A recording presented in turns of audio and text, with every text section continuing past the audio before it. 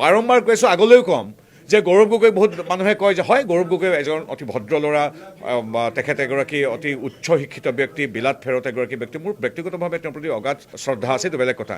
কিন্তু ৰাজনৈতিকভাৱে ৰিপুণ বৰা বেছি শক্তিশালী। ৰিপুণ বৰাৰ দিনত 14টা ছিটৰ ভিতৰত 5টা ছিট পাইছিল বিৰোধী। এতিয়া আপোনালোকৰ বিৰাট শক্তিশালী নেতা গৌৰৱ গগৈৰ দিনত 3লে নামি আহিল। ৰিপুণ বৰাৰ দিনত বিৰোধীয়ে পাইছিল বিধানসভাত 50খন আসন, আমি পাইছিলোঁ 76। কিন্তু আপোনালোকৰ এই যে বিৰাট নেতাৰ হেৰিয়াত নেতৃত্বত তেওঁলোক পৰ্যবসিত হ'ল 29খনলৈ, আমি পালোঁ 94খন এইবাৰ ইলেকশ্যনত। আমাৰ এতিয়া এইবাৰ কি হ'ল ৰিজাল্ট 5-0। ৰিপুণ বৰাৰ দিনত অন্তত আমাৰ কি কয় চামগুৰি সমষ্টিটো আছিলে 4-1, কিন্তু এতিয়া গৌৰৱ গগৈৰ সবল নেতৃত্বত কি হ'ল 0 হৈ পৰিল। গতিকে এই সবল নেতৃত্ব অব্যাহত থাকক। আৰু মই খালি এটাই অনুৰোধ কৰিছোঁ, ইলেকশ্যন আকৌ আহি আছে, এনেকুৱা ধৰণৰ কথা নক'ব। আপোনালোকে কিবা কথা কয় সেইবিলাক ঘৰত পাতক।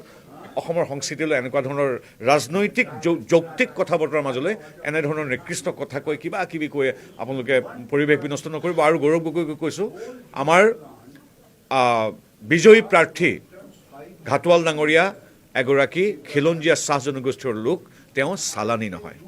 আপোনালোকে জানে ভাৰতীয় জনতা পাৰ্টীৰ এটা এনেকুৱা দল নহয়, কিবা চৰ্চা আলোচনা ইচ্ছা অনিচ্ছা নহয়, গণতান্ত্ৰিক প্ৰক্ৰিয়াৰে আমাৰ দলটোৰ সকলো কাম হয়। গতিকে এনেধৰণৰ কথা মই শুনা নাই আৰু শুনিও একো লাভ নাই। হয়, আজি নেচাৰ বেছড সলিউশ্যনছ ফৰ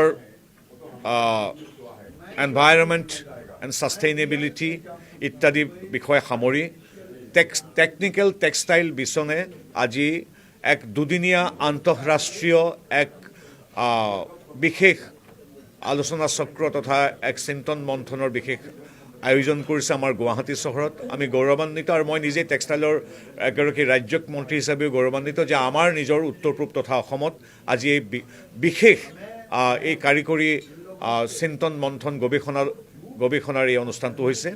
আপোনালোকে জানে ইয়াত আৰু এটা উল্লেখযোগ্য ঘটনা, ছাষ্টেইনেবল টেক্সটাইলৰ ক্ষেত্ৰত আমি মেনমেড ফাইবাৰৰ উপৰিও আমি বাঁহৰ পৰা উপজাত বা আমাৰ জুট ৰেমি ইত্যাদিৰ পৰা যিবিলাক উপজাত আমাৰ সামগ্ৰীৰ পৰা ফাইবাৰৰ পৰা যিখিনি টেক্সটাইল হয়, যিবিলাক বায়'ডিগ্ৰেডেবল, সহজে আমাৰ এই ভূমিৰ লগতে প্ৰকৃতিৰ লগত মিলি যাব পাৰি, পলিউশ্যন নকৰে প্লাষ্টিক বা অন্য সামগ্ৰীৰ দৰে, এনেধৰণৰ টেক্সটাইলৰ কথা ইয়াত পতা হৈছে। আৰু ইমান আমি সৌভাগ্যৱান, মন্ত্ৰী মহোদয়ে কৈছে যে অসমত ভাৰতৰ ভিতৰতে আটাইতকৈ বেছি বাঁহ আছে, বেত আছে, আনাৰস আমাৰ ইয়াত বেছিকৈ হয়, আমাৰ ইয়াত মৰাপাটৰ খেতি হয়। গতিকে এইবিলাকৰ পৰা ফাইবাৰ উৎপাদন কৰি কেনেকৈ সূতা কৰিব পাৰি, আৰু এই সূতাৰে নিৰ্মিত কাপোৰ ইত্যাদি ব্যৱহাৰ কৰিলে, সা সামগ্ৰী ব্যৱহাৰ কৰিলে উৎপাদন বৃদ্ধি হ'ব, অসমত আমাৰ উপাৰ্জন বৃদ্ধি হ'ব, নিয়োগ বৃদ্ধি হ'ব, লগতে ই সম্পূৰ্ণৰূপে আমাৰ প্ৰকৃতিৰ ভাৰসাম্যতা ৰক্ষাৰ ক্ষেত্ৰত